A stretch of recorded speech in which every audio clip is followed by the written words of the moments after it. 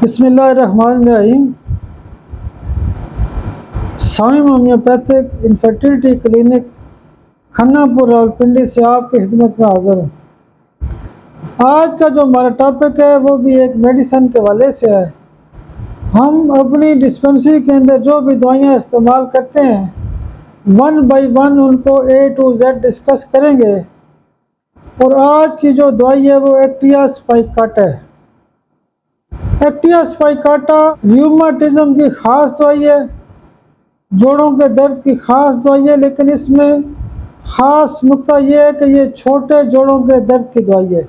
छोटे जोड़ों से मुराद ये है कि हाथों और पाँव के अंदर जो छोटे जोड़ होते हैं उनमें अगर दर्द होता है, सूजन होती है, तो उसकी जो ख़ास दवाई होती है वो एक्टिया स्पाइकाटा होती है।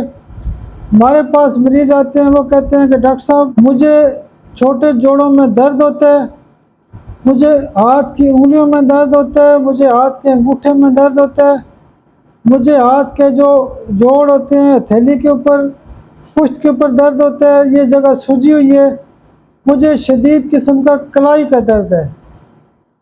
कलाई के दर्द के हवाले से भी ये दवाई बहुत मशहूर है। इसी तरह अगर छोटे जोड़ों के दर्द की और बात हम करते हैं तो पाँव की बात कर लें, टखने का जो दर्द होता है वो भी एक्टिया स्पाइकाटा में फॉल करता है।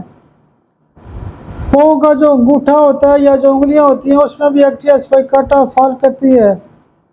पाँव के अंदर जो सूजन होती है, यानी किस्सा मुख्तसर ये है कि जब भी मरीज़ छोटे जोड़ों के दर्द की बात करता है तो उसकी ख़ास दवाई जो होती है वो एक्टिया स्पाइकाटा होती है। और इसकी एक मरकज़ी नुक्ता ये है कि ये कलाइयों के दर्द की भी बहुत बड़ी दवाई है। बहुत शुक्रिया, बहुत शुक्रिया, बहुत शुक्रिया।